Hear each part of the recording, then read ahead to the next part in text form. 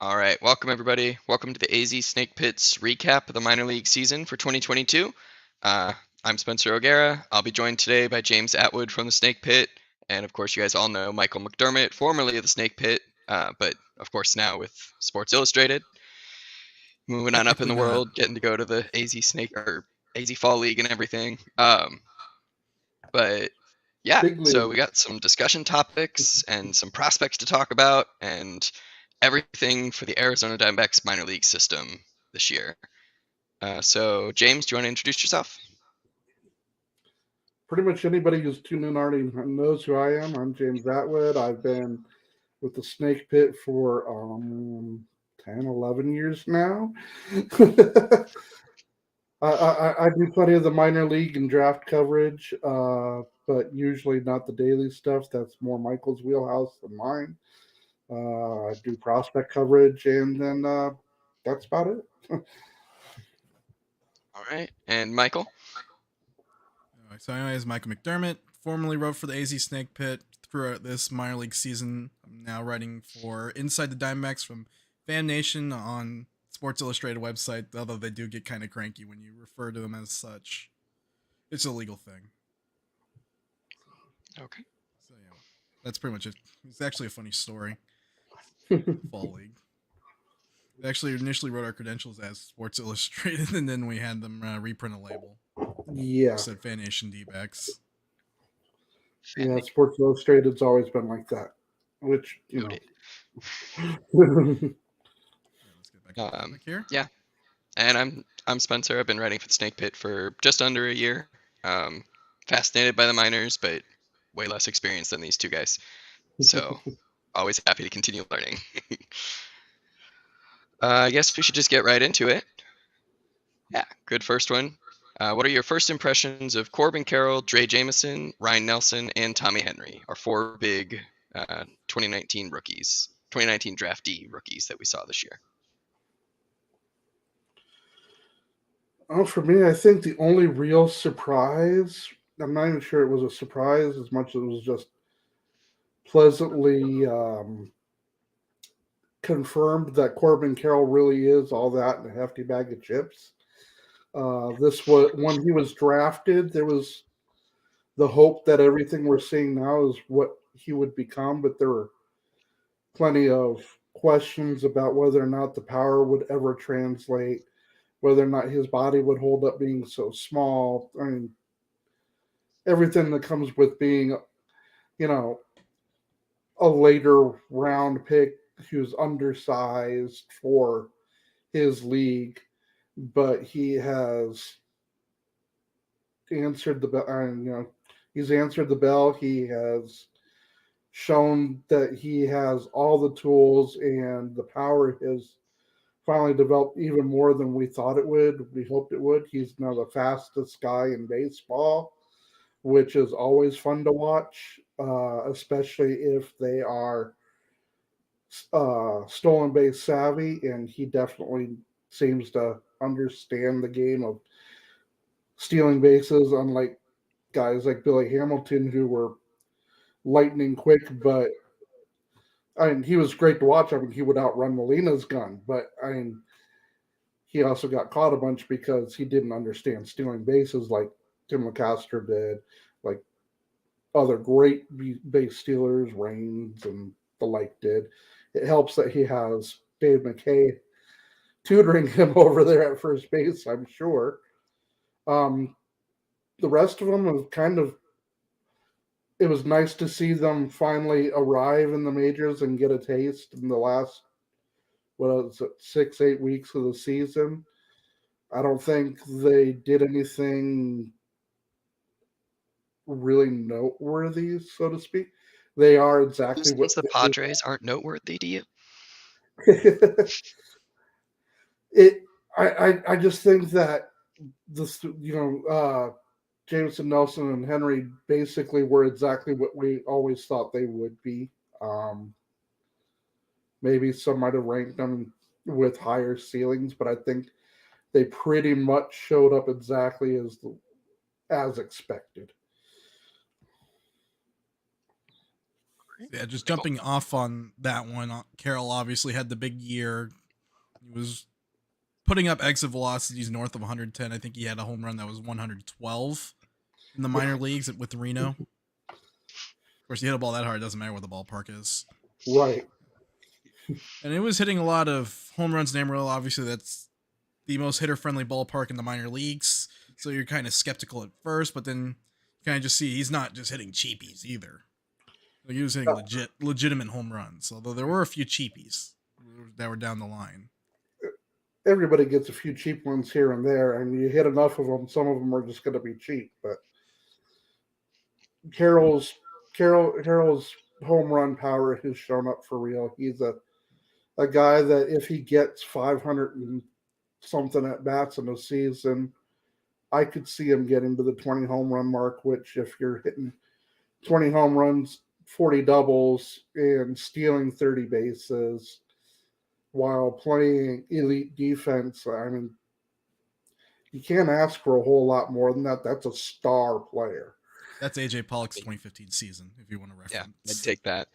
I think what excites me the most with our tiny little taste of Carroll this year was his home run power is cool, and to see it coming from someone who's only a few inches taller than me, like that's really cool too. But I'm excited for down the line next year or 2 years from now when he really gets his feet under him, the gap power and the ability to potentially place the ball, because someone can hit a double, that's great.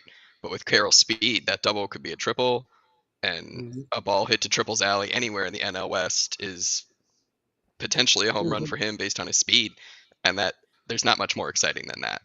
Like, it's really hard to beat the Archie Bradley triple for me. Like, that's just a standout play, and I think it's because he just ran his heart out, and if Carroll ran his heart out, he'd have been home. It'd be awesome. I don't think Archie was that slow running the bases either, so. No, but he wasn't running at 29 I think I think they flagged him at 27 feet per second as peak speed going around the bases. Obviously, that is pretty impressive. 3.5 feet slower than what Carroll can put up. Regardless, though, Bradley did it once in a very big moment. Carroll could do it weekly. And Carroll's doing it out of the left-handed batter's box instead of the right-handed, and he's taking more efficient routes around the bases. So yeah, the only concern I would have is he can be tied up a bit inside with fastballs and back foot breaking balls. It's kind of the one hole that's shown up consistently for him. So it's a matter of maybe identifying the pitch a little bit better and then trying not to get jammed. I'd certainly like to see improvement with pitch recognition, especially on, as you pointed out, low inside stuff on breaking balls. Of course, he is hardly the only left-handed batter out there to have that weakness. I mean, that's an almost basic level weakness to exploit on every level. You start with fastballs. Okay, they can catch up to the fastball. Can they hit something down and in, that's breaking? I mean, he's also only got one full season, and his draft season, and 6 games of 21. So he's still got the time to adjust, and he hasn't really needed to yet.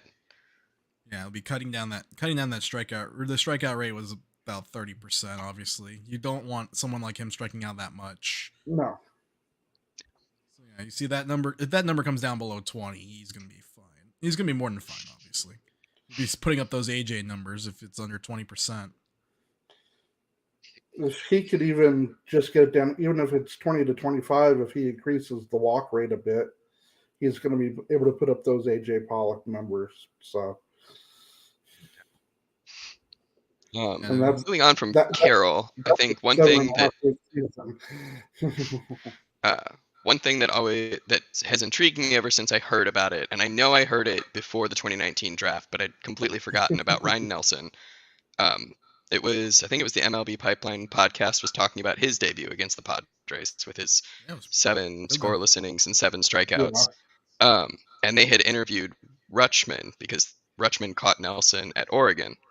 No, he hit against him. Who was it who caught him then? They were talking to his catcher. It might have been Tim Susnera, who was drafted by the Diamondbacks the same year, I believe. Someone who had caught him was lauding Nelson's ability to just play the game and not let his adrenaline and not let his emotions take care of anything, and how that was. They were talking about how they saw it on the mound in his debut, and I would have liked to have seen a longer debut from him. Of course, can't do much about an injury that is unfortunate. Um, to see how much that progresses or showcases itself, like when he got himself into trouble eventually, would that help him get out of it? So that kind of intrigues me for next year, of to see how Nelson can deal with some adversity if that remains true, and if he does have to go to the bullpen, can he come into a sticky situation and get everybody out of it because of that as well?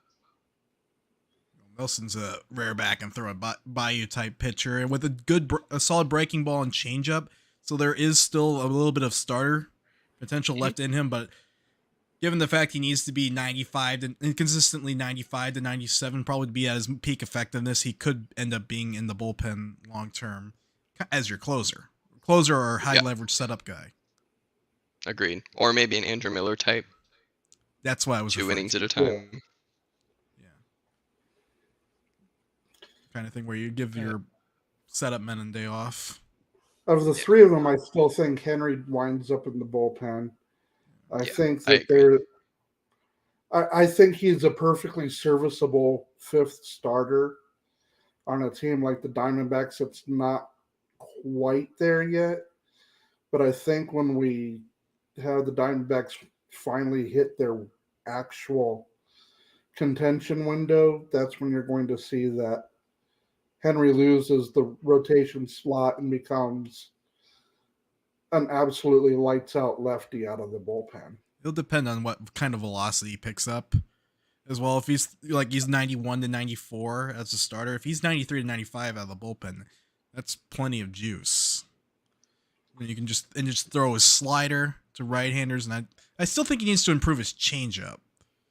I think because unless he can throw his breaking ball to right-handed hitters,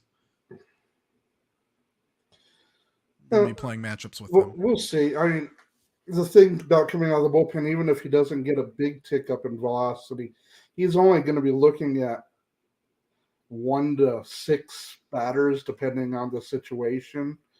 And I don't think it's going to be as big a deal if he doesn't quite have the velocity, because by the time batters start keying in on what he's doing, he's going to be out of the game anyway.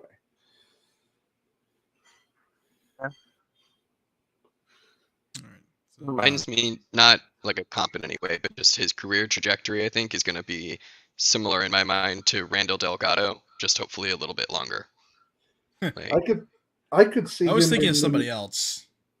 I was thinking a little closer to Andrew Chafin, but if we're going to go with, what I was thinking. If we're going to go with Diamondback comps, I mean, Andrew Chafin, hell, he's still got a good career going, and it's not like he's blowing the ball by people at 96 miles an hour. But there was a time he could do that. There was a time, and when he came up, he was still a number 5 starter candidate sort, but it didn't take long to realize he was going to be better off in the pen. But I mean, he's arguably one of the 3 or 4 best relievers the club's ever had.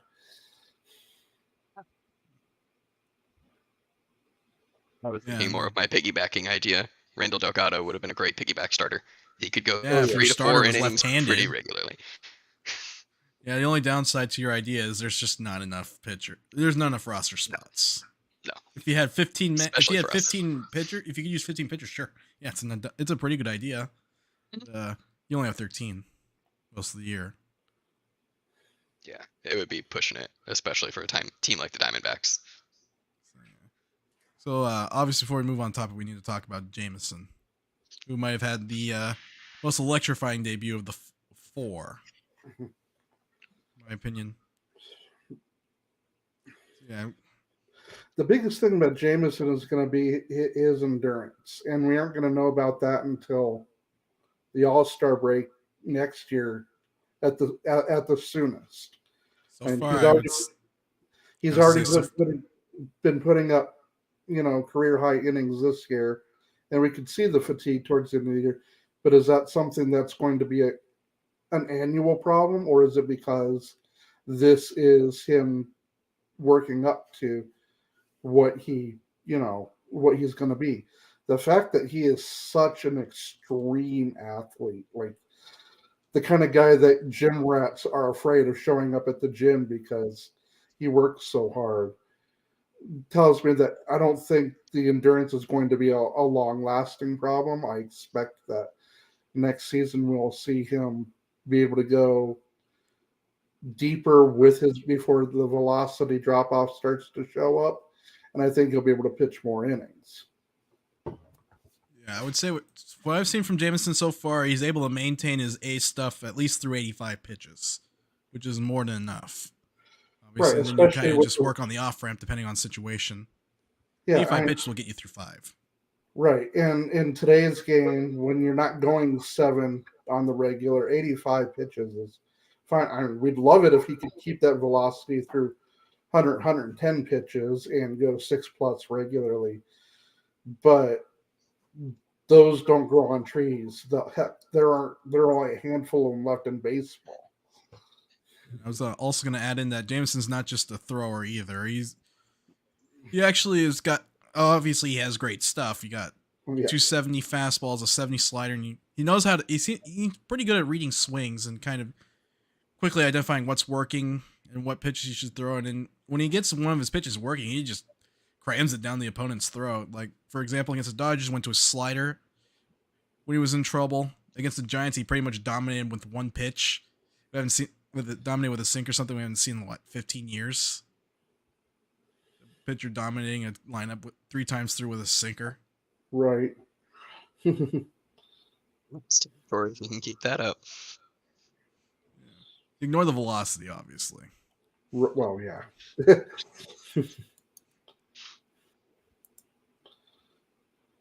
same All right. idea.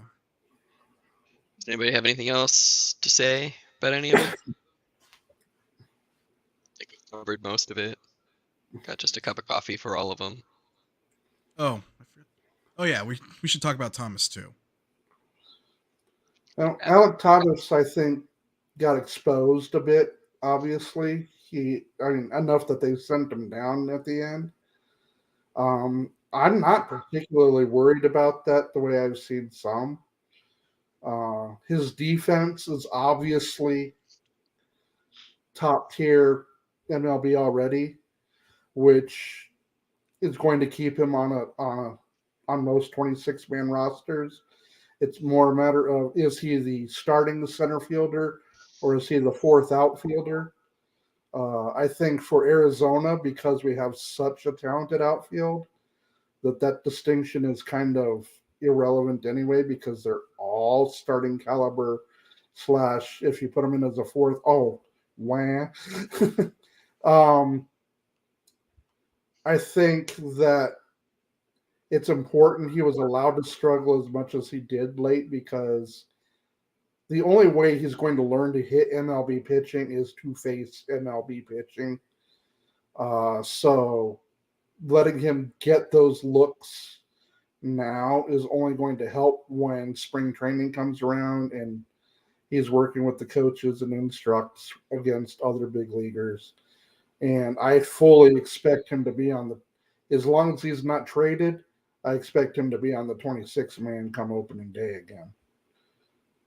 Yeah, it'll be interesting to see how they mix that thing. I think Thomas, got out of his approach a little bit at the end of the season.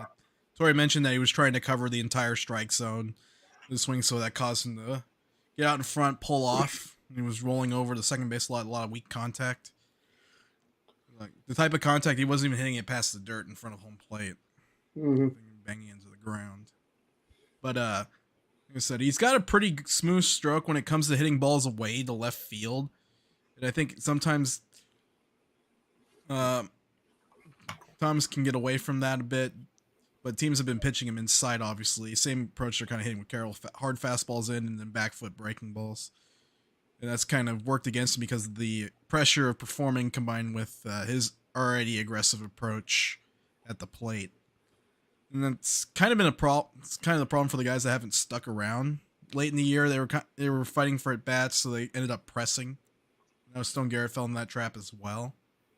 But, see how he does. The team's gonna have to figure out how to manage all 4 of their outfielders without overworking too many of them, and as well as giving them consistent at bats.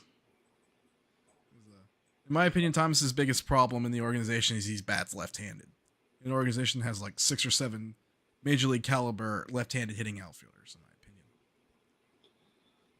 opinion. But at the same time, 4 of them rise above all the others. So, Yeah, I was a little disappointed around halfway through the season and towards the end about how he just couldn't seem to make that adjustment. But by no means am I writing him off. I'm very excited to have him on the team. I hope they don't trade any of them, and I don't think they would trade him off on such a down year. But I'd understand, I guess, if they did. But I'm very excited. I don't even care if he's a 7th, 8th inning guy only. Like, I love Alec Thomas jumping up to save the game for the Colorado. Right, it was the Colorado walk-off. I mean, homer they that were he up by pulled off. 10 when he caught that. Well, yeah, sorry, not a walk-off But it homer, was a just fine way ninth to end inning the game homer, but- nonetheless. and the Joey Votto game, that was great. Like, he probably took that game away from Joey Votto. Votto might have driven in 5 runs when Thomas wasn't there. yeah, and it's just, it doesn't matter if the game is tied, the team is down by 10 or the team is up by 10. He gives the same effort. Yeah. He'll go fly. He'll go flying into the wall to make that leaping catch over the wall, even if it doesn't really impact the game. And I like seeing that. And like I said, I fully expect him to be on the roster. If he's the 4th outfielder, fine.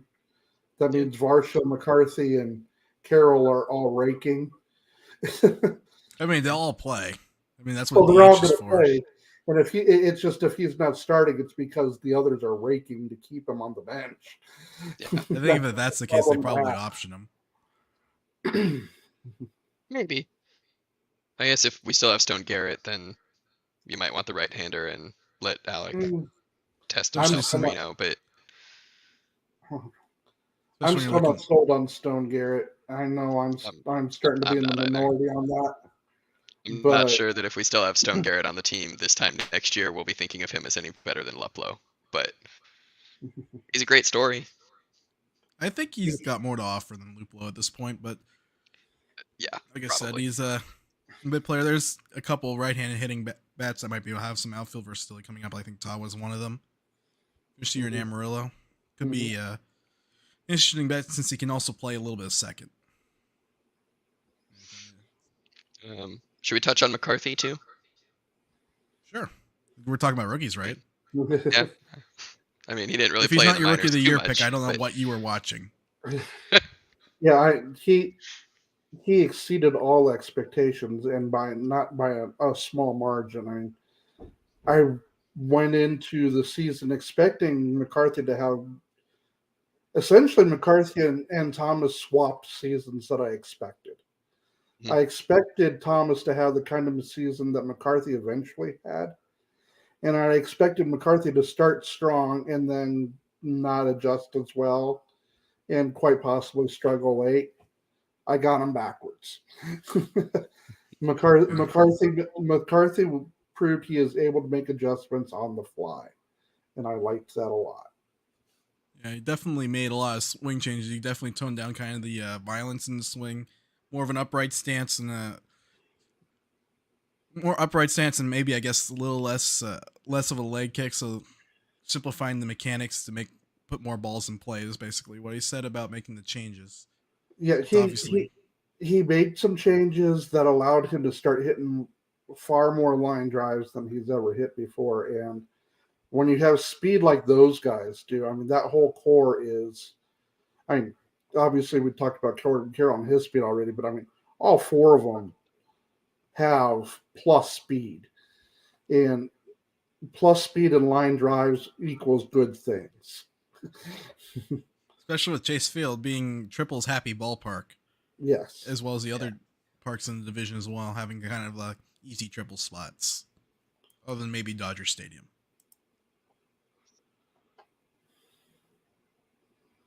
Well, Dodger Stadium's a good doubles park. Yeah. All right. So other than the guys that we just discussed, the ones who got relatively significant major league time, pick somebody that impressed you this year. A breakout, if you want to call it that, or someone who spent most of their time in the minors and you just want to give some kudos to.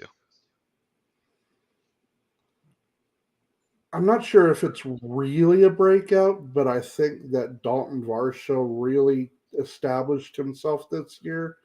I mean, last year he had a really rough time early, came back, started to show some improvement, and then things were done. But I think this year he really took the next step forward and established that he's here to stay, and he's an elite defensive player. He needs to he needs some gold hardware this offseason. Sorry, Mookie. But yeah, Varsho, I think, went from this guy looks like he's going to be a decent everyday, he's going to be above replacement level, but he was still nothing special last year. I think they actually have a guy that's going to be a pretty special left-handed defensive player who has pop and has the ability to alter games at the plate too. I mean, he's a smart player. He's great on the base paths. The defense is there. He can play all over the damn field. Yeah, he makes web gem level plays look routine, and by routine I mean he's waiting for the ball to come down on plays most outfielders have to leave their feet. Right. So he might not get as much reputation defensively because of it, even though you look at the numbers and he's right there with everyone else, all the top defenders in baseball. Yeah, his outs above average throughout the outfield is ridiculous, and he leads everybody. Yeah. I love some Varsho too, but you have a minor leaguer that you wanted to talk about? I mean, we are on the minor league recap. Yeah, that's true. I don't know that for me, like, I liked Davison De Los Santos. He's got unbelievable power. If he can learn to take a walk. Okay, yeah. I don't know. You don't know about Davison? No, I'm saying I don't know if he'll take a walk. Oh yeah, he's got to learn how to do it. He's a guy when in doubt, swing. Yeah. That's what I've seen so far. Yeah, if guys that never actually appeared in the majors, it's gonna, for me, it's I liked what I saw out of Davison, Bliss, and Lawler. Bliss, his bat cooled down later in the season. I'm still not sure it'll ever get him to the majors, but I'd love it if he could just hit enough to get on the field, because he is a special defensive talent on the middle infield. I mean, he's Nick Ahmed at second base. I mean, it's sick just what he can do. He just needs to hit just a little bit more, and he'll have a home. I'm just not sure that that's ever going to come. But man, when he was hitting early through the season, all the way up through basically the All-Star break, he was really starting to become impressive. De Los Santos, the way he's flying through the system, it's always impressive when a guy can hit the ball from Amarillo to Oklahoma, and he's flying through the system. And then Lawler's trying to follow in Carroll's footsteps. Too. So obviously, I will leave the big name alone for minor league player that impressed. We'll save that for a different topic. But I will say the way that Walston ended the year in Amarillo, as well as one, is what impressed me most. The last 10 starts at a 2.89 ERA, really good peripherals in terms of strikeouts, walks, and the innings pitched. And he was pitching. I think he was averaging north of 5 innings per start. He was. Yeah, well, he's going to be something interesting to watch next year. I think he might make it to the bigs by All-Star break. Brandon Pfaadt should probably have debuted this year. What Pfaadt's done in AAA hasn't been done in 20 years or whatever. I mean, he's putting up ridiculous video game numbers right now. I want to see what happens come next spring after he's had some downtime and it's all cooled off and everybody resets and there's been time to see the film on him and so forth. But I'm really impressed with what he's doing. It's been very impressive. And just saying, we play the Padres in the 4th and 5th game of next year. Seems like a prime opportunity for his debut. I'm down with that. Yeah, I mean, We talk about it too much. so he gives up a run. Oh no. Oh. Yeah, I was gonna say he should be in the mix for a rotation spot this year. He's definitely built up a strong enough workload. 167 innings this year. I will be somewhat surprised if Fott does not make the opening day rotation. So let's go to the exercise. Assume Bumgarner isn't traded. Okay. And he's in the rotation, so he'll be in the rotation if he's not traded in the offseason. And obviously, there isn't a number the D-backs are willing to eat to facilitate a trade. And obviously, you're going to give a rotation spot. You're obviously giving rotation spots to Merrill Kelly, Zach Gallen, because they pitched great this year. And then let's assume either Nelson or Jameson wins one rotation spot. That gives you one open rotation spot. Right there. This is why I think spring is going to be interesting. I think Nelson, Jameson, and Fott are all going to be in, quite possibly, if he finds a little bit more command, even Henry still. I don't think they've given up on him in the rotation yet.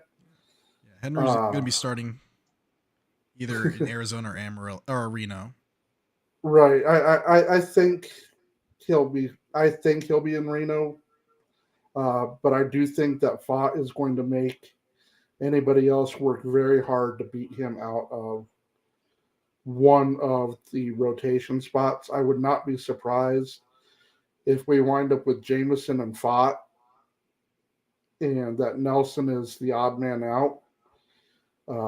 Especially if Jameson can maintain that velocity and go a little bit deeper. Having two hardcore strikeout guys like Jameson and Fott in the rotation really changes the dynamic of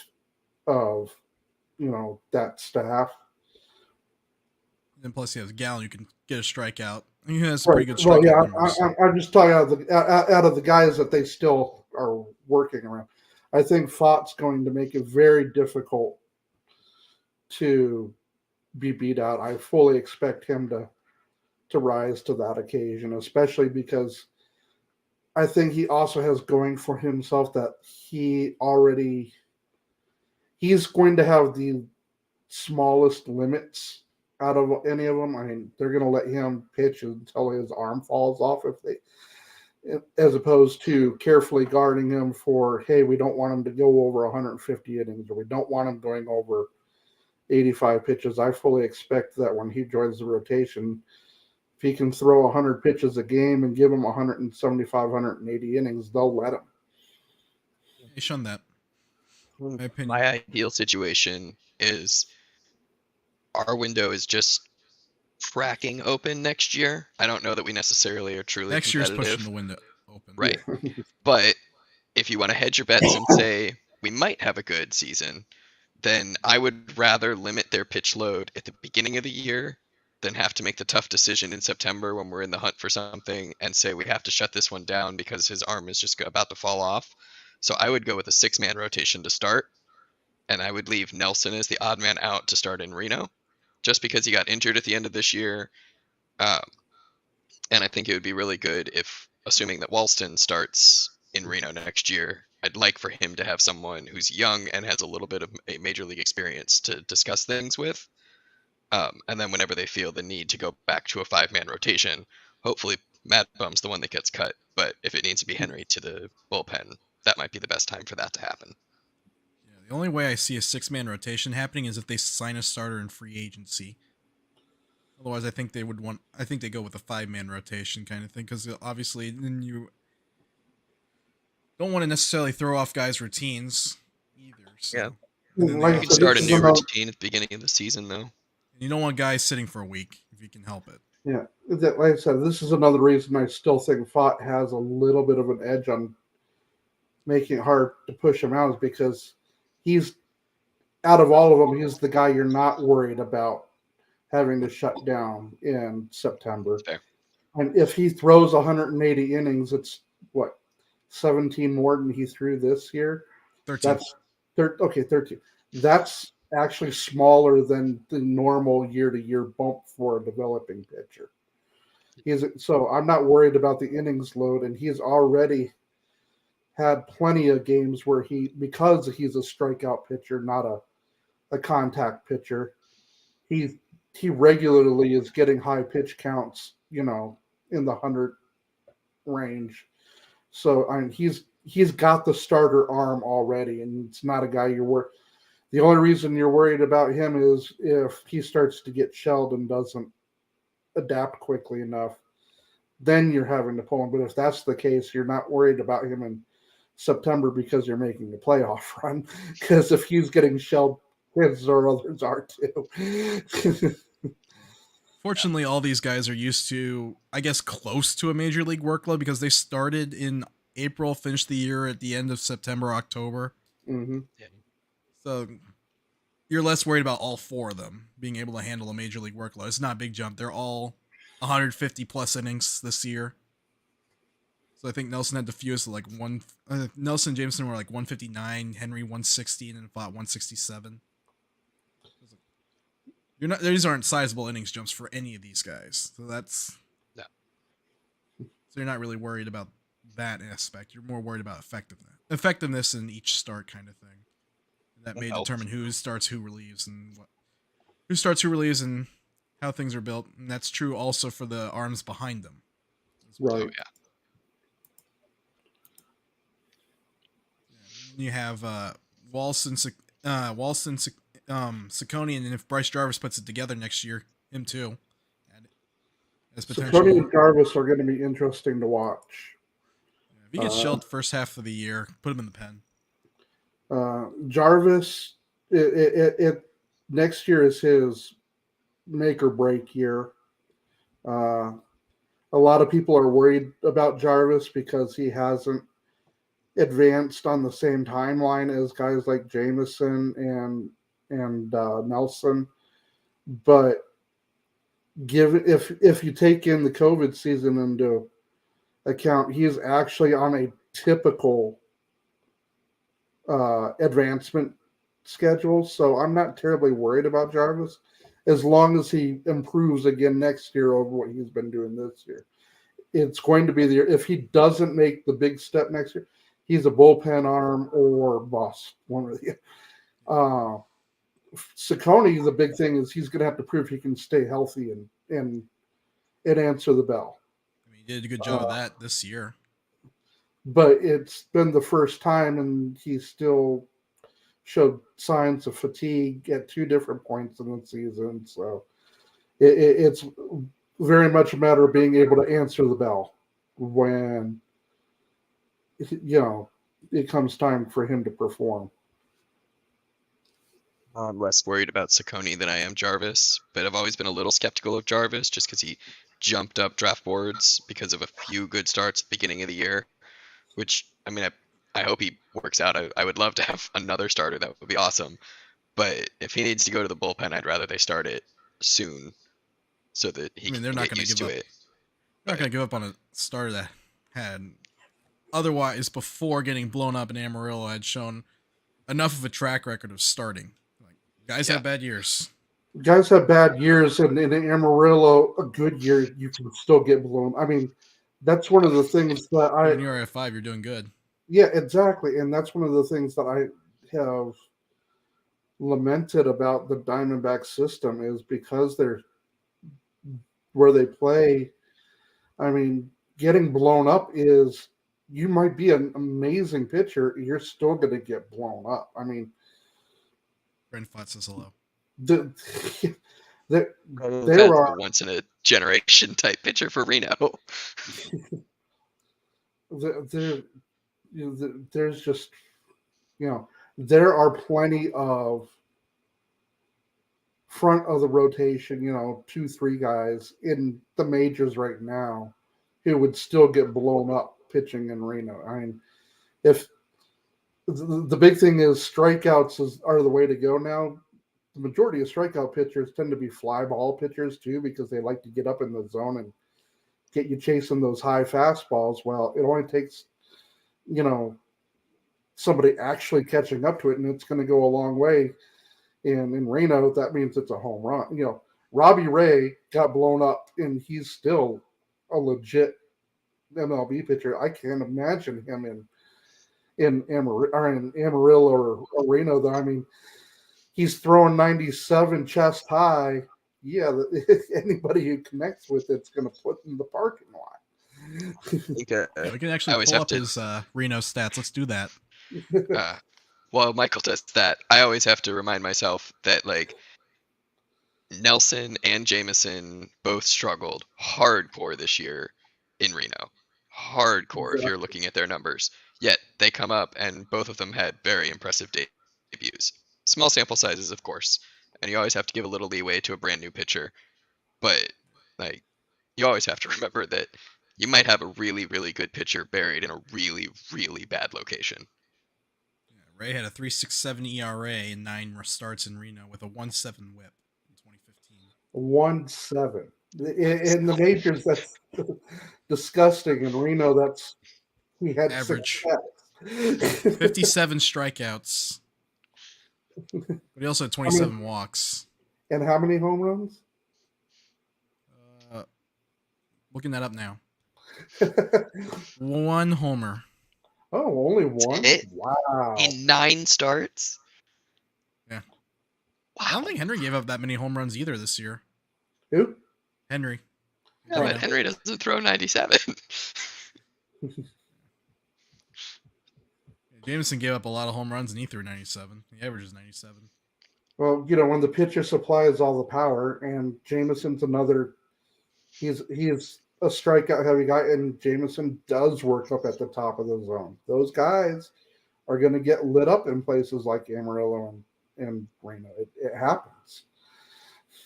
If not one, it's the other. Okay. Obviously, Fott had an amazing AAA season, but Fott also is, despite his strikeout numbers, is not a top of the zone guy. So, well, he's got the stuff for it. His fastball. He does, but that's not where he lives. Robbie Ray lived at the top of the zone. Jameson lives at the top of the zone. That's not as much. That's their meat and potatoes pitch. Jameson's a little bit different because if he can't get the four seamer to work, he'll just use his other plus fastball to get you out. Right. He gets a lot of ground. Believe it or not, he gets a lot of ground ball outs. He's got that heavy 2-seamer going. I mean, not Webby heavy, but nobody's got an 80 grade 2-seamer these days. Actually learned that pitch from Matt Peacock. Yeah, Matt Peacock has killed a lot of gophers in his days. Well, I mean, he had one really good pitch, and he passed it on to someone who had better stuff all around. Better other stuff. All right, so seg into the fall league. You guys can talk about what you've seen, and I'll interject in a little bit later. Sure, we can go into the fall league. Mine was going to be a much less exciting topic, so let's. And we've lost Michael. Oh no. All right. Well, while Michael takes a break, I am going to be honest. I have not had time to watch much of the fall league at all. It just doesn't work out. Being on the East Coast and having a full-time regular job, it's just not in the cards for me this year. James, have you had a chance to look at any of it? I've checked some of it out, not as much as I usually do, but it's been that kind of year for me as well. I think the big story, if you will, for Diamondbacks, at least, out of the fall league has been Jordan Lawler. He got promoted to Double-A this season as much out of a technical glitch as having earned it. I mean, he was borderline should we, shouldn't we, and then because he wasn't vaccinated, couldn't make the trip to Canada, so they moved him to Double A to stash him, and Yeah. just kept hitting. They're like, well, he's hitting. Sure, we'll leave him there, Yeah. and he just kept hitting. And then they put him in the fall league, and he has been raking. Yeah. 3 for 5 today, I think it was. Something like He's that. been hitting, and he's been hitting again. He's another guy who has been tapping into more in-game power, not just batting practice showcase power, but actual in-game power. He's starting to show an ability to hit breaking balls from more advanced pitching than he's normally used to seeing. I mean, the guys he's facing now are not the kind of guys he was facing in Hillsborough. Also, probably not quite as good as the guys he will be facing next year. Just the way the fall he's league gonna works. he's gonna But open the season again in Amarillo, and mhm, then if like I said, I really think he's kind of following the at least currently on the Corbin Carroll trajectory. Hey, I came back from massive soldier surgery and hit the ground running with the bat and quick, ahead of schedule promotion to Double A. Turns out he can handle it. If he keeps up like this, I expect that he'll do the first, April, May, and then when they make their big, first shift of talent in June, which is when most teams. I mean, there's always a few here, a few there that move outside. Usually, first week or two of June is when you see the first big shift in talent. As long as he keeps doing what he's been doing, I expect that we'll see him in Reno by then. And if he keeps that up, then he makes the September roster where he gets his cup of coffee and gets to see some slightly better pitching, but keep his rookie status intact. The bigger concern, and I've talked to Michael about this a little bit, is his arm is not quite as advertised when he was drafted. At least that's what it's looking like right now, uh, especially here in the fall league. But we don't have enough of a sample size yet to know if that's going to continue to be an issue or not. His arm is still strong enough; he's going to stick it short. But there's a difference between having an arm that can play short and then having an arm that is scary at short.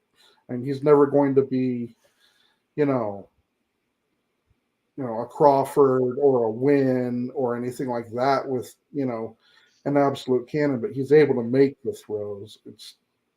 Or an absolutely quick release like Nick Ahmed. Well, yeah, Nick Ahmed has a slightly above average arm, but his transfer is the Elite. fastest. It's the fastest I've ever seen in my whole entire life of watching. And I've watched a lot of exceptional shortstops in 40 years, and I mean, even Ozzie Smith didn't have Nick Ahmed's transfer speed. I mean, it's ridiculous. But yeah, anybody who's looking for the next Nick Ahmed coming out of our system is going to be disappointed. It's going to be a long time before the Diamondbacks have that level of defense at short again. only he But, could have gotten a little bit more out of the bat. Had one or well, two seasons where it showed.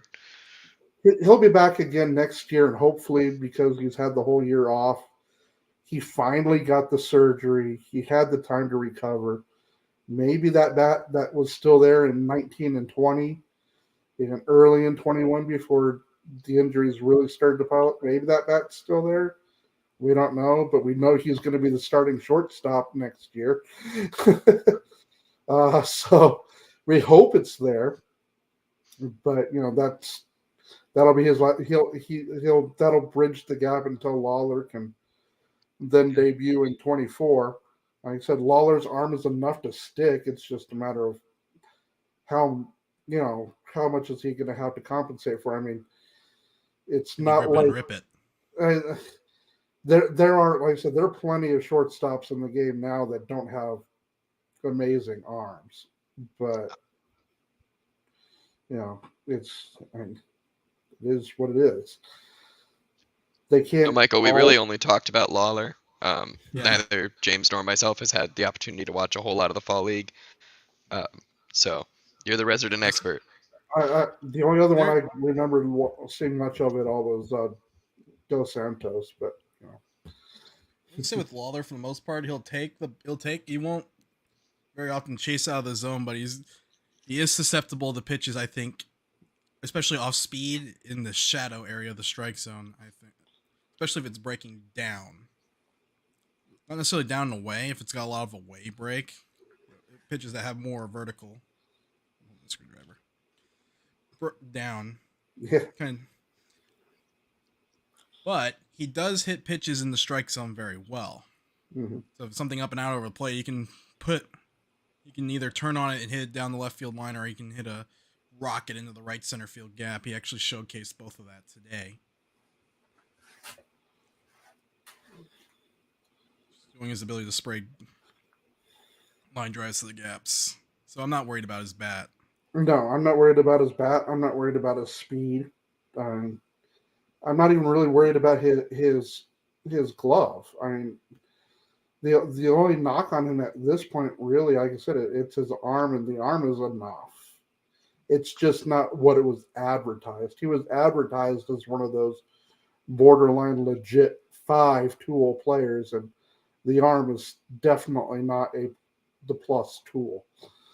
I think it's a case you're gonna have to see what it looks like next year. Maybe perhaps it's just a long season and the aches and pains that go with that. So it's like there's not much to draw on Lawler's defense. But I saw, and then as far as other guys in the AFL, I mean, I paid attention to De Los Santos some, but he's given us exactly what I kind of expected, given how he earned his way into the AFL. It's still, he's trying to hit his way into the major. But I mean, granted, his bat is what's going to carry him to the majors, but he's trying to hit his way. That whole phrase, you can't walk your way off the island, you can only hit your way off the island. That's him in a nutshell. He's going to try and put every pitch he sees into the seats because he is probably too focused on that as his path to the majors. He's going to have to get more patient.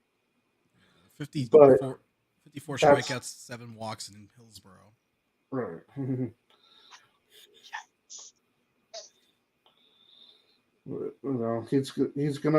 He's gonna have to work on that some, but that's why he's getting extra reps in the fall league. Still only 19, right? Like, yeah, he's plenty of time. The bat's just so impressive when it hits the ball that it's hard to ignore. He's 3 years younger than his peers. He's probably way younger than that. He's way ahead of the aging curve for what he's doing. So he's got time still. Now, that said, he's only going to be allowed one off season before he winds up slumping right out of the conversation, because he's going, that is never going to be able to go away for him to keep moving. Literal boomer bust for him. Yeah, it's boomer bust, but I do think he plays a decent first base. So if it's a boom, then you got some defensive value on top of that. I don't think he'll stick at third though. No, but he'll play a solid first base if he ends up there. Neither De Los Santos or Vukovic has a future at third base, despite how often they keep trying to stick one of those two over there. That's more a matter of roster construction. Hey, they both need at bats, and this is the minor leagues. One of them's playing third. At some point, we're going to need a third baseman in one of the levels, just one. But Yeah, no, that's not happening an this year. Either. Interesting to see how first base develops next year. Yeah.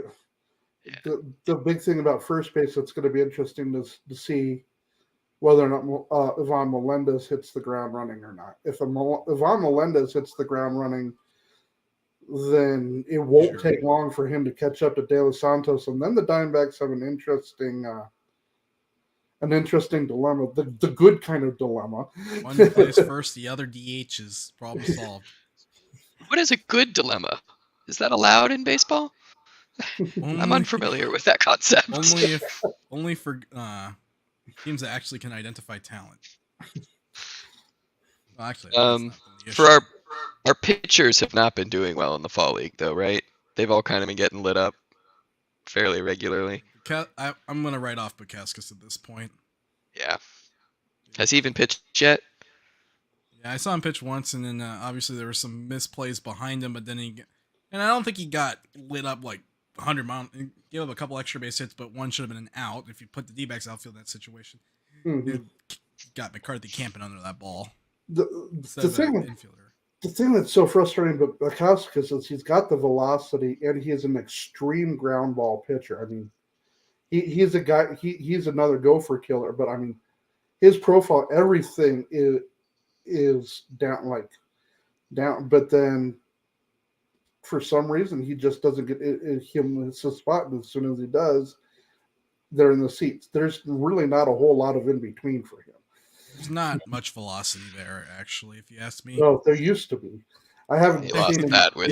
I think he's run out. The thing I think about is he ran out of bullets. He was 93. He was averaging 93 in the fall league. Yeah, that's 3 miles an hour below where he was. So 95 last year, a little under 90. Somewhere between injuries, 50 and 60. I think he maybe lost some of that.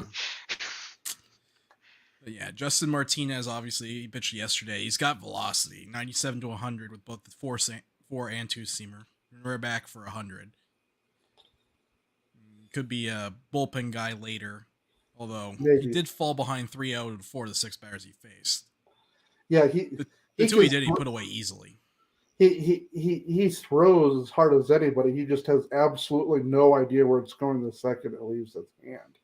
Aim for the middle of the plate and let the movement just do the rest of the work. Yeah. Goddard and Bacchus haven't done particularly well either, I don't think. Yeah, Bacchus has been okay. Goddard, yeah, write him off too. Okay. I mean, it was gonna be when he started accumulating injuries, it was gonna be an uphill battle for him to get anywhere. He missed basically 3 years of development because of those injuries.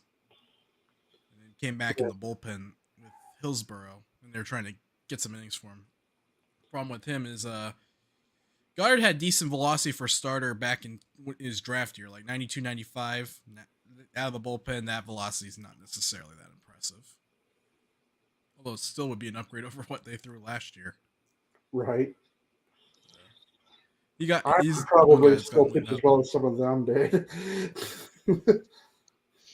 I still think Bacchus has some utility as a reliever because he comes with that low arm angle, classic sinker slider combination with that arm angle.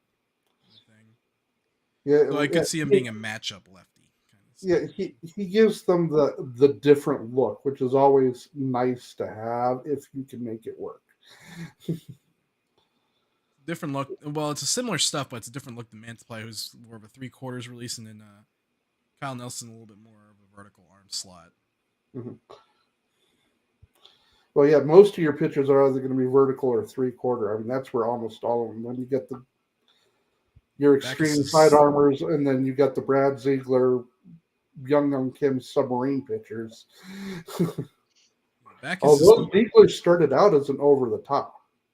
Yeah, but over the top, you don't forget that. You don't last very long throwing overhand in 87 miles an hour unless you have really good command. You can last throwing 86-mile-an-hour sinkers. Our last Hummel's our final person there, right? Yeah. He's hitting fine. Yeah. Although he always seems to He's take gonna that be doing one fine. nasty foul tip. He's holding his own. He's essentially doing in the AFL what he did when he was going right at the major league level this last year. I think what we saw from him at the major league level is pretty much what he is. Later he started to struggle a bit, but even when he was going right, he wasn't going great, but he was serviceable. And I think that's really who he's just going to wind up being, because it's still what he is now. I mean, I think he's a serviceable bench piece that you'd like an upgrade over. Right. So he's lighting up the competition. Like he's consistently hitting the ball 100 miles an hour plus, which he should be, because you're talking about a guy that has a major league roster spot, versus maybe the pitchers that are necessarily either coming off good years or getting their innings in. Even some A+ and AA guys who are getting their innings in because they missed a month during the season or whatever. So he should be hitting those hard, and he is hitting those hard. But even when he's hitting them hard, I don't know quite how I want to explain it. He's not driving it. No, he's just hitting a lot of singles. Yeah, and like I said, we've seen what he is. It's perfectly serviceable. You'd rather have more. You'd rather have better, though. But if he's the weak link on the team, you're okay. All right. All right. We'll Let's go to a less exciting or uplifting topic. Okay. Pick a potential bust in the system. Someone that has a lot of talk, but might not live up to it. By the way, Christian Robinson is not an acceptable answer. Okay. Somebody else. He was my number one. He was everybody's number one. That's why I said take it out. You got to pick somebody else. There's still a chance, but it's unlikely. There's a better chance De Los Santos I'll be surprised. I'll be kind of surprised if Robinson ever even reaches Reno at this point. We'll see him next year's very, very big Mount Everest to climb if he even can get back up to a field. It's unfortunate, but busts. I hate to say it, but I think Vukovic and Melendez both are in the same kind of boat, even though Melendez hasn't even really suited up yet.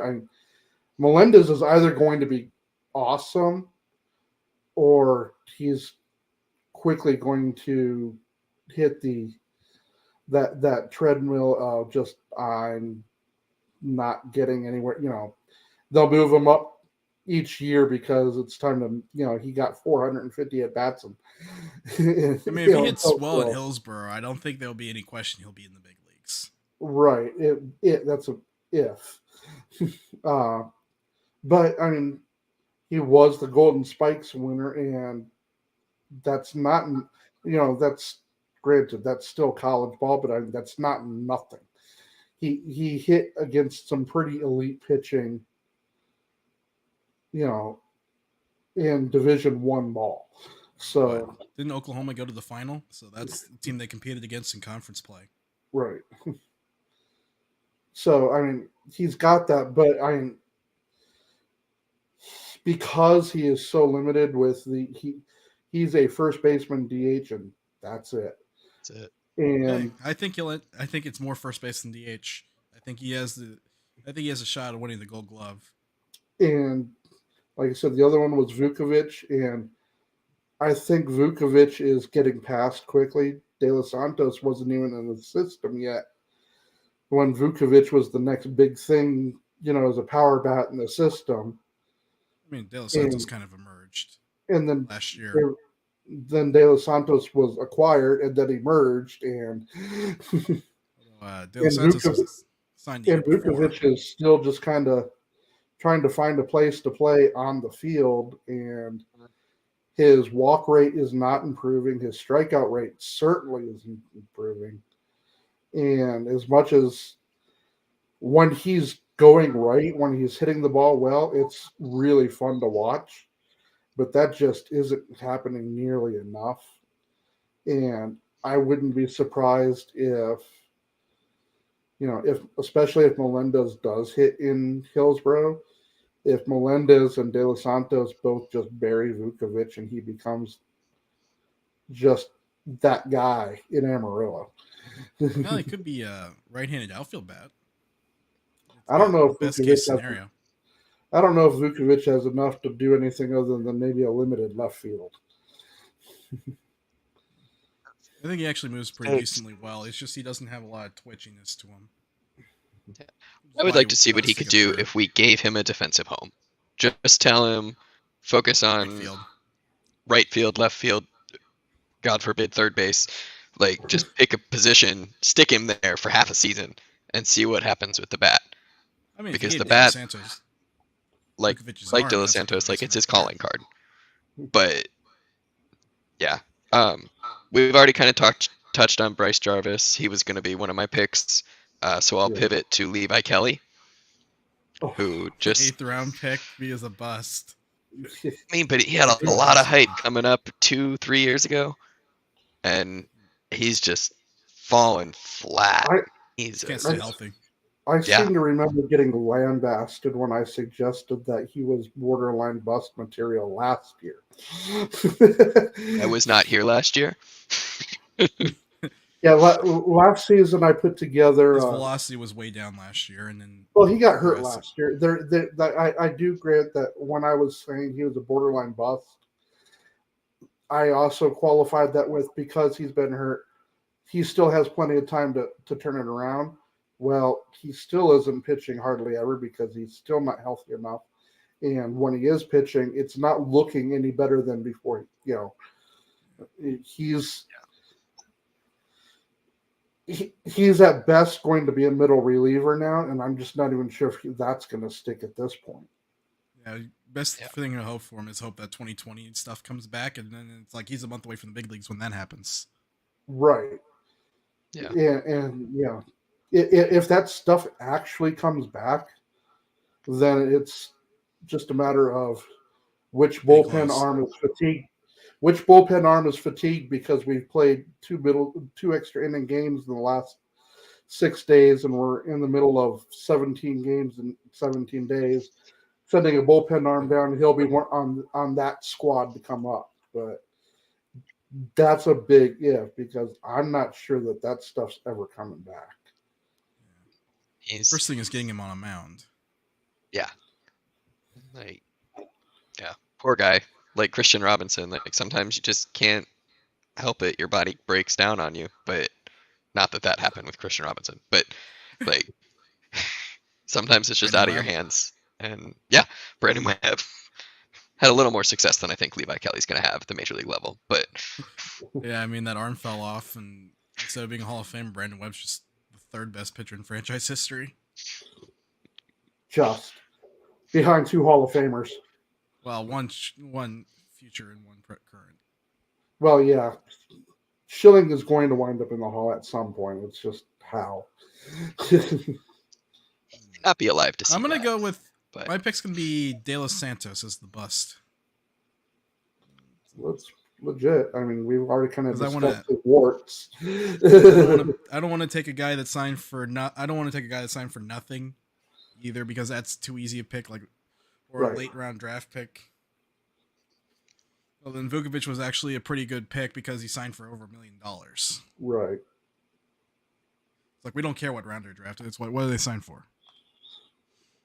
Although $200,000 is quite a bit, a sizable sum also for international prospect, obviously. So that's a noteworthy amount, even though it's not millions. But I don't see that approach playing in the big league level. He'll get there.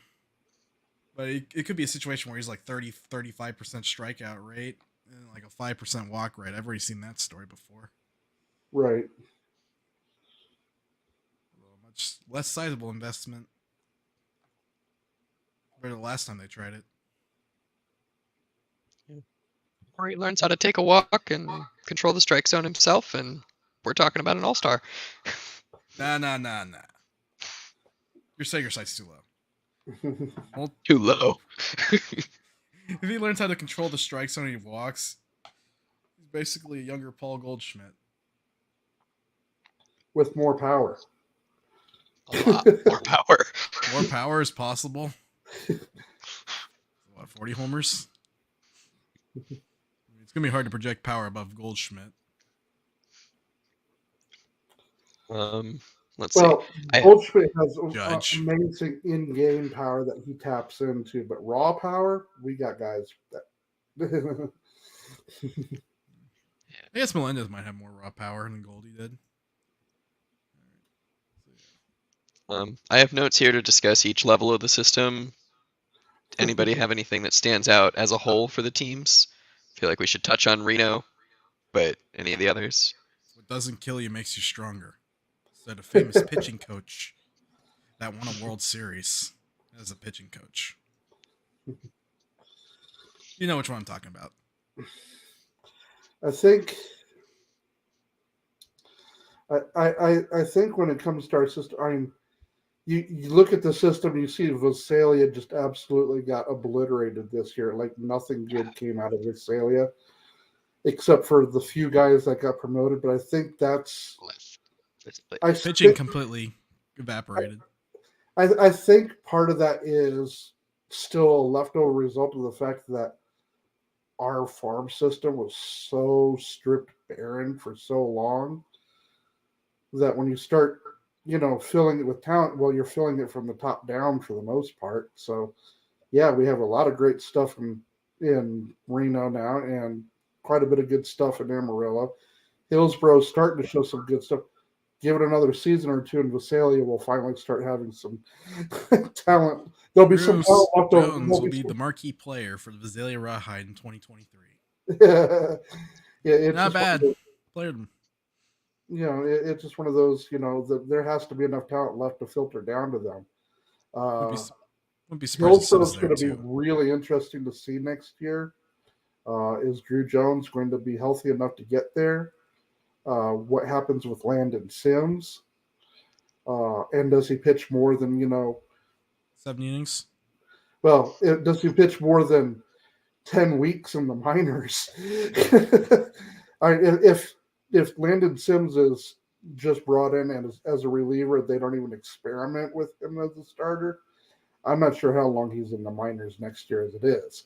He's already their closer if he's a reliever. But if he, but I think Hillsboro's going to be really interesting to watch because there's a lot of dynamic talent that should hit Hillsboro, either start or hit Hillsboro next year. The guys, all three big guys from this most recent draft should see Hillsboro next year. I still think Jones, Melendez, and Sims should all spend time there. And that's going to be really good to watch, especially because it's the one ballpark that actually doesn't favor hitters so much. It's going to be nice to see what they can do. Yeah, it goes the other way. Extreme Pitchers Park. Which, Sims doesn't need help with. Yeah, just skip the high A, Sims. If you pitch well in Visalia, just go to Amarillo. And I wouldn't actually be entirely shocked if they, like I said, if they do decide that he's just a reliever, I don't expect him to spend much time in Visalia or Hillsboro. And in Hillsboro, I think he could actually just make people look really dumb. Yeah, I think in Hillsboro he's going to put up some silly numbers. And also, if they thought he was a reliever, I don't think they would have picked him 34th. I don't think so either, but you never know. I mean, he could be piggybacking, which is basically quasi-starting. Right. I mean, there's so many ways they could go with him.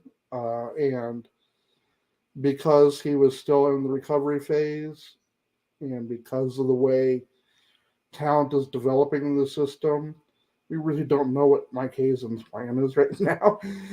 There's no roadmap for it to say, hey, we see these people doing this, we see these people doing that, and we can kind of match up the skills. There is no real road. This is a guy that has 2 70, 75 grade pitches that can, with, run roughshod over just about anybody, throws them in any count, in any situation. He's exactly what you look for in a back of the bullpen kind of arm, and it's how he made a name for himself. So, 100 strikeouts in 56 innings that year. Yeah. I mean, basically, in college, your third best pitcher is your closer. Yeah. Sometimes your second. And they are legit plus pitches. We're not like talking like those, because plenty of people get pegged as plus, and then they get hit the better talent. Like, okay, well, it's actually above average plus. This guy's got stuff, and it's watching him when he was in college. It was like watching, the older video baseball games where you actually had to control the pad to control how the pitch flew through the air. You just floor it. His slider looks like a damn wiffle ball. It's ridiculous. If there's the possibility that best case scenario, you could look like a DeGrom guy who just dominates glove side fastball slider. Mm-hmm. Obviously, we're not making that comparison because Jake DeGrom's a very good pitcher, and Landon Sims is coming off Tommy John surgery. Yeah, Hasn't pitched. DeGrom's got a little bit under his belt. Just a smidge. They both for the Mets this weekend. They do have other comps though, and that their bodies keep breaking because of the way they pitch. I was feel like a lot of pitchers have that comp. Compared to Jameson, better or worse? Excuse me? Comparing fastball slider to Jameson, if we're talking dominant fastball slider combos in the system. Total combo, I think. Well, I haven't seen him pitch in the minors, but coming out of college, I'd actually go Sims over Jameson, but Jameson has a bigger repertoire than Sims. And I think Jameson's fastball is probably better than Sims's, but I think Sims probably has the best slider in the entire organization. It seems like and he hasn't even thrown a pitch for us yet. I was gonna say he also seems to be able to manipulate the shape of it. Obviously, it's got more horizontal action against right-handed hitters. I think it's more of a vertical moving slider against lefties kind of thing. Wiffle ball. I would take Sims 2 pitches, but like James said, in a full, complete pitcher, I want Jameson's repertoire. Like he's got everything for now. I don't think Sims is the same level of athlete either. No. But their mental makeup is comparable too. Yeah, Sims looks like a fighter. In the organization. He'll fight you if you don't get in the box. Carroll. All right, so let's talk about Reno. They made it to their championship. They did not win their championship because. Nope. Well, the player responsible for that is no longer in the organization. Nope. He elected free agency. But it's still impressive nonetheless. And I think what impresses me the most is it was kind of a revolving door for a lot of their positions. I mean, it wasn't as revolving as like 2021 would have been, because obviously 2021 was insane for us. But like a lot of players just kept coming up or going down and flipping through. Like it was a full team effort. It was very, very nice to see. Their rotation got gutted. It was fought. And nobody else at the end. Yeah, it fought and a bunch of guys. Yeah, it was fought and then Johnny Holstaff. Yep. Johnny Holstaff let them down. Nah, Holstaff did the job. Well, for the most part. Holstaff pitched exactly average the way they needed. Holstaff was decent enough. J.B. Wendelken, unfortunately, had a bad outing. Bullpens. Got to be careful with those. They got consistent. Well, Reno got consistent production from both Dominic Fletcher, and Dominic Canzone were pretty solid. Mm-hmm. I am very excited for those two. I don't really know when or how we're going to get to see them. They're going to have to learn how to bat right-handed. Yeah. That's their biggest problem. Jake And Hager then was somehow actually no. Pavin Smith just didn't look any better there than he did in the majors. Oh, Yeah, Pavin. Pavin Smith's one of those guys. He's just not gonna hit a lot of home runs, and you just have to accept that fact that he's a singles and doubles hitter mostly. Yeah, but if he's going to be a singles and doubles hitter with only marginally above average first base defense and the inability to run the bases, he needs to hit 300, not 260. Well, I mean, 260 is what? 20%, 20 points above league average.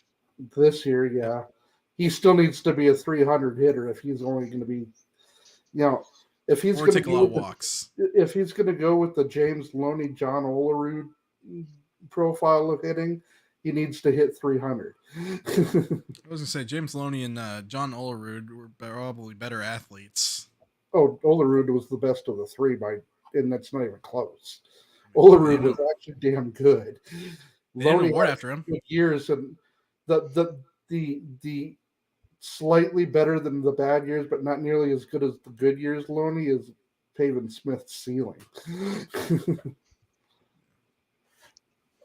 I think Smith's best case scenario right now is first base placeholder until someone better can come along. I don't know. I Unfortunately think for Walker, him, Walker's pretty damn good. So Walker will I be don't know around that long that's enough for someone to emerge. I mean, you got 3 candidates in the minors that can If get Pavin there by the end of 2024. If Pavin Smith has a major league future, it's not with the Diamondbacks organization. Yeah, I agree. It's him getting. It's him being that we're going to throw in somebody that's a little bit of icing on the cake No, in a trade, and Former top 10 draft pick. and after that he earns his way as the backup first baseman, or maybe even the starting first baseman, depending on which team picks him up. But his future is not with the Diamondbacks anymore. There's no way he ever goes back to playing right field for the Diamondbacks with the outfielders they have now, with McCarthy, Varsho, Thomas, and Carroll. He's not pushing any of them out of the outfield, and he's not pushing Walker off of first. And if, heaven forbid, something happened to Walker, you're not looking to Pavin Smith to be the guy that is his injury replacement. Yeah, I'd be looking at Canzone first. Yeah, I was going to say Canzone probably gets the first because he has there. Plus power. Canzone, Varsho. No, I don't see Dalton at first. I think Varsho's a little too short.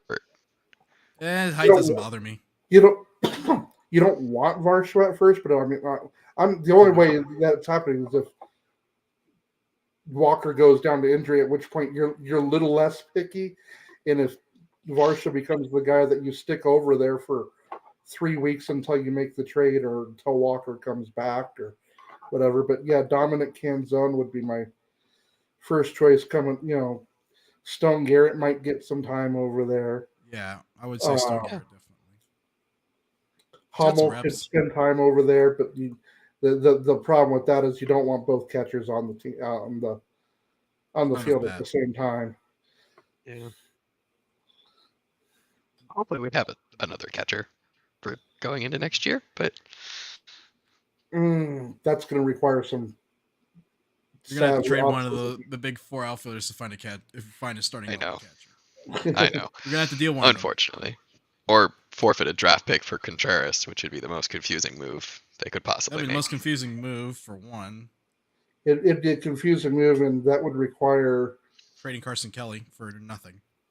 And I just don't see the payroll exploding to the levels it would take to get Contreras. Contreras, if we did, I wouldn't spend that money there. And Contreras isn't coming first. Contreras isn't going anywhere for, anything less than probably $15 million a year. Yeah, it wouldn't make any sense. If they trade for a catcher, it'll be a controllable one, like a Sean Murphy kind of guy. But I don't think they trade for Murphy.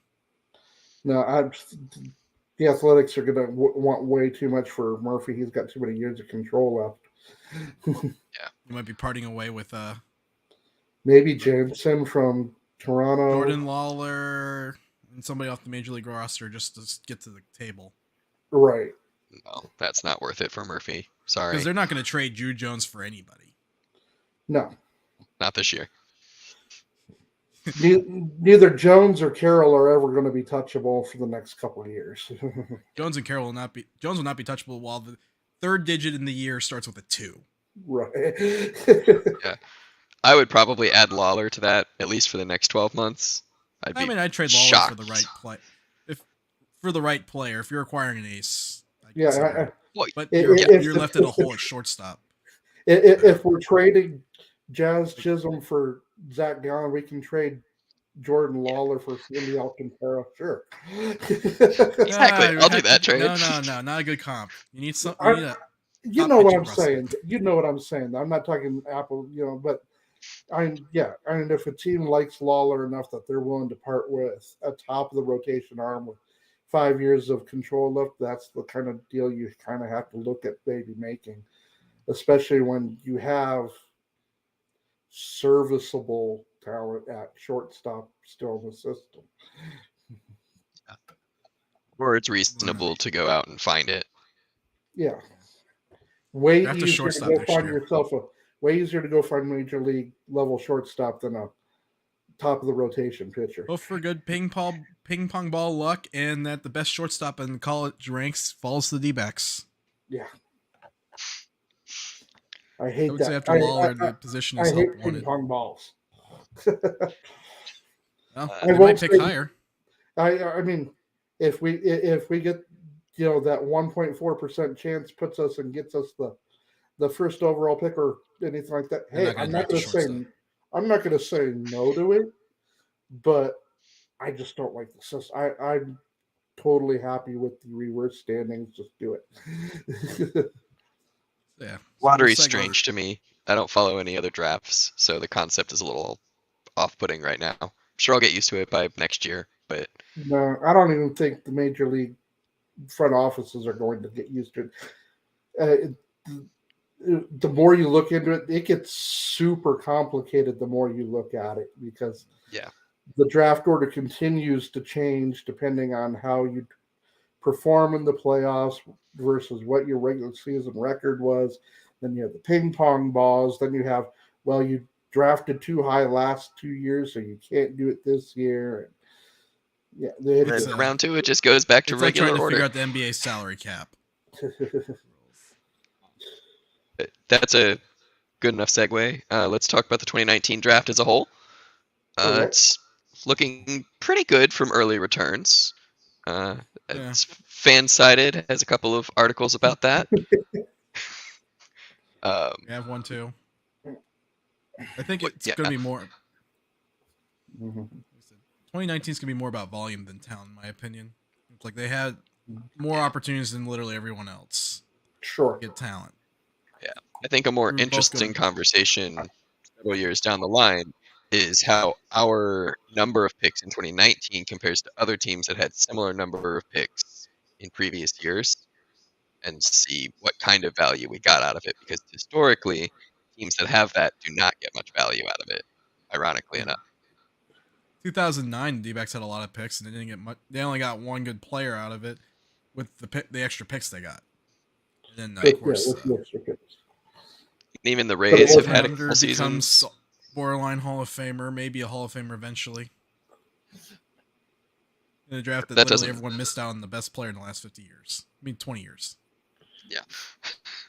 Sorry, Ken Griffey. But- Best player in the last 50 years. I mean, for us, like, even the one guy that we've given up on, which was Brennan Malone, because we traded him for Starling Marte, like, he's not pitching particularly well. He's not Super developing well. The big thing that's about the 19 draft, it's not just the number of picks, but it also has Corbin Carroll featuring as the headliner. Well, And yeah. when you start with that, it's a nice foundation. It's kind of like when we picked up 2019 is probably going to be one of the 2 best drafts this team ever has. Yeah, Despite top 3 the for fact- sure. Top 3 for sure. I wouldn't be surprised if it's number 1 or number 2 when all is said and done. Although it's still got quite a ways to go to reach number 1. 2009 has the board. 2009 is a potential Hall of Famer and multiple all-time all-star. Right. We're hoping we can It's just hard to get beat one of that. those out of 19. Yeah. Carroll looks like the latter in the making. When you get, AJ Pollock, Andrew Chafin, and Paul Goldschmidt all in the same draft, you did Chafin was okay. 2011. Take him out. I mean, 3 years from now, we could be talking about getting Henry, Jameson, and Nelson all in the first round and a half, however you want to I mean, classify the weird comp rounds. Even if Nelson ends up being a closer, that's still a successful pick. Yeah. Right. I mean, once you get past We're the first talking round, about taking Sims, high level, 20 picks after we got Jameson and Nelson in that draft? same pick I'd be- actually as Jameson. Same pick as overall. Jameson? Yep. Yeah, see? I'm A-okay with that. We can get a You closer. get a closer out of Nelson. It's a successful draft pick. I mean, after the first round, it's like you're not banking on them being starters. Long term, but you certainly hope they do. At least you shouldn't, unless they happen to fall because of injury or something like that. Yeah, anything outside of the first round, you're hoping for a big league arm, bullpen, starter. I mean, you're looking for a big league arm. Looking for a big league arm that can give you big innings. Yeah, I don't think you want a middle reliever with a 34th overall pick. Probably not, but at the same Starting time, closing, good pick. It depends on how long they stick too. I mean, there've been plenty of middle relievers that have carved out some pretty good careers because they can eat 65, 70 innings 5-6 years in a row above league average, but they're never more than middle relievers. The Randall Delgados of the world. Special. Randall Delgado is a highly underappreciated pitcher. That's because when he pitched, the game people already turned off the TV. And yet, if you looked at especially at his peripheral numbers, the number of innings he was putting up, his strikeout rate, the only people that were coming anywhere close to him or beating him were the elite closers in the game. That was it. You took the elite closers out, and he was one of the best relievers in baseball. He just, got hurt or kept getting put back in the rotation because everybody else got hurt. He's only the only healthy arm left, Randall Delgado, get out there. Look at I don't know. If everything breaks right for 2019, I would take an all-star outfielder, a mid-rotation starter, a closer, and your mop-up middle relief multiple innings guy. And I don't would think take he's that. a mop-up guy, but you take another big league arm. Yeah. I mean, if that's all we get out of those four guys. And then That's maybe pretty one good more draft. player. Maybe. Yeah. I mean, one more player. Fletcher, he still shows some potential. I mean, you can also But- include Canzone. You only need one of the two to be. Oh, I forgot he's 2019 too. Man. Yeah, it's a stacked draft for us. Yeah, it really is. Yeah. From what I've been, so the Diamondbacks have done a pretty decent job on the first night of getting at least one quality contributor on this roster on the first night. Under Hazen's drafts for the first three. When you look at 2020, you got Ciccone is still decently considered prospect out of that group. Yeah. Jarvis could always bounce back. Yeah, But I'm nowhere close to giving up on him yet. So, and then obviously the fifth round find for the 2020 draft looked really good. I think because most of the pitchers from that draft haven't performed very well. In general, to judge that draft, I mean, now we can. Players actually have some experience, but at the time, everything in that draft was just a wild card. Look at number 1 overall, Torque. And look at his rookie season. Not to say he's I know he's got a great future ahead of him, but not everyone's gonna be Julio Rodriguez out of the gate. Right. No one's Julio Rodriguez out of the gate. Nobody expected Julio. I don't even think the most optimistic person would have told you Julio Rodriguez was going to be as good as he was. I'd still side of Seattle's organization. I mean, Two Obviously, fantasy we'd all teams love would to have Julio disagree with Rodriguez, you. but I would still love to have Spencer Torkelson in our system. Oh, for sure. I wouldn't I turn heard my nose up at him, but Torkelson can play good It's like defensive first a, too. a lot of Torkelson's issues in Detroit were not necessarily brought on by him. he, he has had a rough go of how he got used. I mean, that using him at third base, which is certainly not his future home, but yet he spent time there. He spent time and left. And then there was the whole just they can't develop hitting to save their lives. They have It's worse than the D-backs attempts to develop pitching. At least I mean, All-Stars will go through. they've had on a number of actually really good hitters come through there. They just have to get out of there to be a good hitter. With I mean, with the one exception of Miguel Cabrera, but Miguel Cabrera was going to hit well no matter Anywhere. where he landed. he was a Marlin. He came up through the Marlin system. He wasn't Yeah, in Detroit. and they paid a premium but for I him. mean, he was still a first year player when they traded him. No, I thought he No, had but 3 that's years not- with the Or no, Marlins. he had 2 years. He had 2 He years. was traded in 2000. I think he was in his second season when he got Yeah. traded. He was traded in 2000. I think But, he was like- traded either in 2007 or But 2000. still, I mean, yeah. Yeah, But he's going to be one of the greatest right hand hitters to have played. I mean, Yeah. I wouldn't necessarily attribute his development to Detroit. The final No. touches, sure, but The that final- He development was already came from Miami. He was already at his peak. He was already the player he was going to become when Right. he got there because Detroit paid a premium in the Oh. trade. It's like we're close to a World Series. We almost won one last year. Let's go see get- if this guy puts us over the top. Yeah. I don't know. It feels wrong to judge anybody who was on the Tigers or the White Sox this year. They were just all so mismanaged that Yeah, it feels hard to make White assessments Sox of actually them did better. once they got rid of the sleeper, yeah. But it's too little too late by then. Yeah, I remember when when Larissa was staring at Torey Lovella because Frias lost the handle on a fastball. And knocked AJ Pollock off the plate. To be fair, he put his glass cannon out there. I'd be upset if the ball came anywhere close to his elbow or face or knee. They were getting blown out. You could have taken Pollock out of the game. Yeah. But Pollock's not. For all the hate Pollock gets coming out of Arizona, Guy still has had a great career after leaving. Yeah. He just can only play 120 games.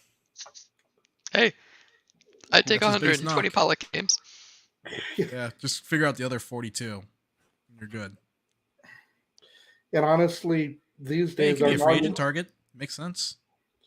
and honestly, if you can get an outfielder with his numbers that can play 140 games, even you're fine because you're going to have those off days and tough righty. I'll sit my right, whatever. It's when he wasn't able to suit up for 100 games that it started to get frustrating. But yeah, It's like Buxton. I would take Buxton on my he team. got this- after the Alex Dodgers is the most went and got successful his- sub 300 his, on base elbow. average hitter in all time. He got his elbow surgically repaired again with the Dodgers. After that, he's actually been pretty Yeah. terrible. Yes, he missed what was it, 2 or 3 weeks at the beginning of the season with that hammy problem again in Chicago. But outside of that, he's He's always going to have one of those IL stints. yeah. But I mean, most of your speedy outfielders do. Look at ours. Now he Vital plays Marte second. is guaranteed 2 IL stints for hamstrings. Yeah. He's Yeah. still doing better than Marte. Because at least Pollock can come back to full effectiveness when he's back. So, yeah, Alrighty. And let's see here. Get back onto our minor league players, Right. current minor league players. Do you guys have any expectations for 2023? James, you kind of already touched on seeing some of the talent trickle down to the lowest levels. But I think for me, I would like to see most of our teams be a little closer to 500 than they were this year. I mean, What? 30 games over, 1 game under, 10 under, almost 40 under. Like just a little bit closer would be nice. I don't need all Minor winning League's had a better teams. win I don't need percentage to than a win the major league club. championships, but 10%. of course it'd be nice. But I'd like to see some more sustained success. That's what I mean to say. Of just like not just Jordan Lawler on a team, and when he gets promoted, they just lose every game. Not that they weren't losing. They were every losing game games before, with him. but like you need to have. I would like to see a little bit more. I would like to see that talent trickle in and be spread out, not just all clumped together in one team.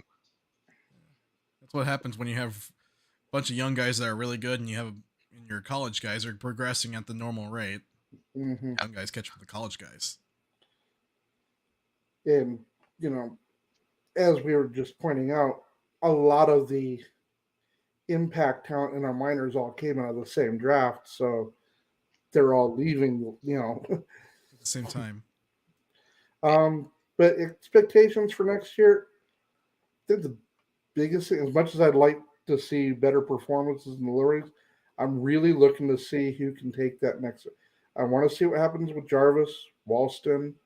I really, really want to see the Diamondbacks give Workman an opportunity at the major league level. I mean, he was lights out all the way through, including in Amarillo, and then he got moved to Reno and started getting blown up. But as we've already discussed, that doesn't His necessarily best pitch gets neutered by Reno. So yeah, I mean, I would really like to see Workman get some opportunities next year because I think he could be an impact arm towards the back end of the bullpen. But yeah, I want to see who's going to take that next developmental step. We have a whole bunch of guys that are right on that cusp of they're going to be something, but they're getting close. Like with Jarvis, next year is his year. He's got to either make that statement or he's kind of starting to fall away.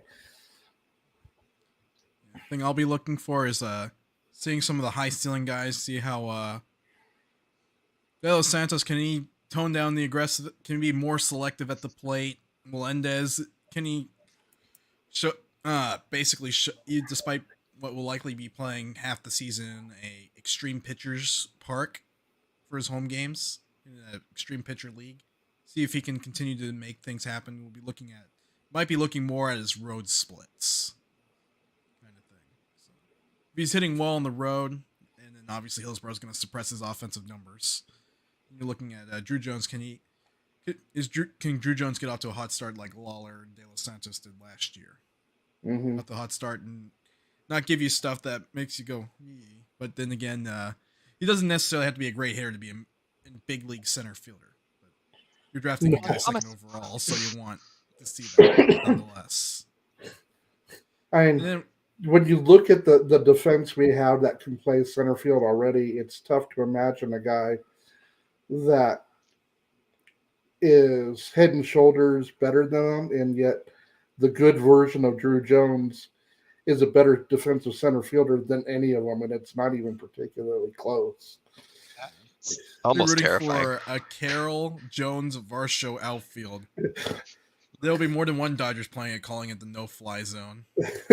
No kidding. I bet you that Dodgers Bellinger. I think my final expectation that I would like to see is a resolution one way or the other of Christian Robinson. If he can get all of his legal stuff figured out, get back on the field and see what we have, 3.5 years of rust later, or Azalea, just like Hillsboro, Amarillo, Fall League, if he does play. That's progression. Or I mean, like if we're still talking about his legal issues come like May, should be resolved. I mean, it should have been resolved like 8 months ago. It's their leeway. The legal stuff has been resolved now. Now he's waiting on, but there's still timeline stuff that he has to wait on. Yeah, I think it's like February 2023 that I think he's allowed to come back. Yeah. Oh, is it like he's gotten his visa and everything? The big problem now was that because he did not have a visa that allowed him to play right. At any event that charged admission. So even though he was here, he couldn't play in Visalia. Right. He had to stay at the club. But he'll be able to play in Visalia from the beginning of next year. That shouldn't be Oh, an I issue. did not know that. Okay. Then I But take that back. was So I was stressed going on to the say, snake if pit. by May he's still not on the field, then I think it might just be time to cut that one. Like, sorry. Yeah, he'll probably get chances if the D-backs let him go. Somebody will take a flyer on him because oh yeah, because the physical skill, the physical talent is there, the raw talent. Oh yeah. yeah, and he's got But room to grow too. then at He's the a same righty, time, right? even if he gets on the field and starts performing well, they'd have to find a home for him. That's, Yeah, there's a lot of good well, in this timeline, well, they'll need a right-handed outfield bat, right? yeah, that's what I'm thinking. In 3 years, Or some No, trade bait. 3 years. But Yeah, I don't think you'll see he's got a little anyone too in the outfield much. get moved while Hazen's the GM.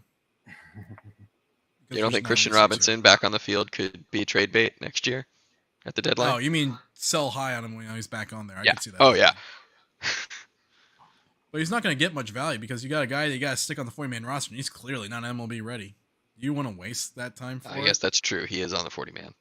And then once he runs yeah. out of options, you can't really hide him in the minors. Yeah, you're SOL. Yeah, he's going to have to perform well this year. Put up he's going to have to hit like De Los Santos. I'm not even sure he can. Yeah. I think De Los Santos has better coverage of pitches in the strike zone. The guy puts up good numbers despite having an approach that has you kind of cringing a little bit. I think there is some hit tool there. Yeah. All right. So we've talked about expectations for 2023. Let's talk about the fun one. Choose a breakout candidate in the minor leagues for the Arizona Diamondbacks in 2023. I choose Melendez. If he's anything close to Paul Goldschmidt's profile, I think we'll see it soon. Even if it's Hillsborough suppressing his numbers, you'll see him put up some impressive home run totals like 20. If he hits 25 homers, it's 270 at that level. I'm not sure how much it'll be a breakout given previous expectations, but I still think that there's something to Jarvis. And I think that especially with some downtime now and the opportunity to get some work in with Strong in the off season and during spring, and a chance to reflect on how things went this year, there's a very good chance that he could hit AA and AAA running next year and still really live up to that expectation. I mean, if he takes that next step, if he's able to learn from what he's done this year, he still has something really special going on there. And it wouldn't take much. Hey, he's in AAA. Oh, now we need a doubleheader starter or an emergent starter because somebody got hurt for him to get his debut, and to turn around and just hit the ground running the way we've had 3 guys do it already. Yeah, they're probably happy to be pitching at somewhere other than. For Jarvis right now, ballpark. If he made his major league debut as a starter in 2023, I would consider that a breakout year for him. Because right now, like, I've got him pegged as a bust or like a bullpen only arm. Mine, I don't know that he really counts. He kind of already broke out, but he's so young and it's at such a low level. Yu-Min Lin, he's very impressive. Yeah, if he can build, he can build on his stuff against better competition more regularly. I think he could be a stud. Yeah, he's got good off-speed stuff, but I don't know where his fastball will play in a couple years. That's the kind of thing. If he gets any velo games, I think you go from a potential bullpen candidate to a 4 or 5 starter. If he's consistently hitting 93 plus. He's fairly regularly hitting 93 now. So if he could add a little, that'd be great.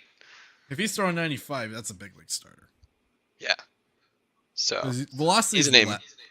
I consider I subtract 1 mile an hour with my velocity grades with left-handed pitchers. Okay. Because the fact you don't see them as often. It's a different angle. he's a name I'll be watching next year very closely. Yeah, he has a good year. He's top 10 for Yeah. sure because guys are going to be coming off the list too. Yep. Yeah. Like Carroll's coming off the list. Nelson, Yeah, he'll be off very quickly. Jameson will be off the list.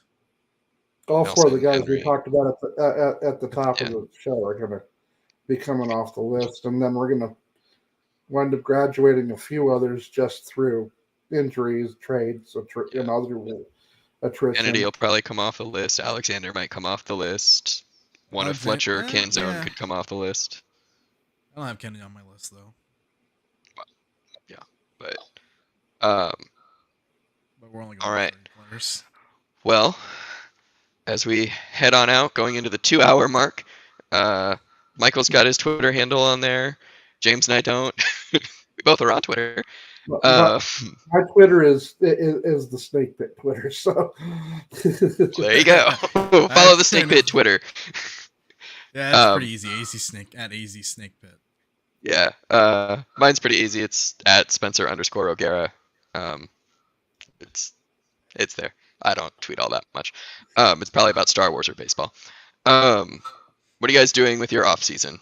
You have like 4 months before spring training starts and people start reporting, or 5 months, I guess. 4.5. You're hitting the keyboard hard this off season. Okay. James? I'm teaching. Ooh, fun. Teaching and working on my doctorate. So yeah, I'm not going to be doing a whole lot of super fun stuff.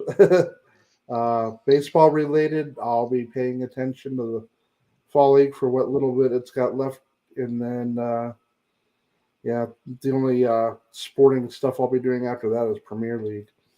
Say for a fall league game, you can get into a game for like $10. It's a pretty good value considering you're paying $60 to go to a Major League Baseball game. Oh, I've been doing fall league since '97. So, yeah. I was unaware of how the fall league worked with seating and pricing. You sit wherever you want.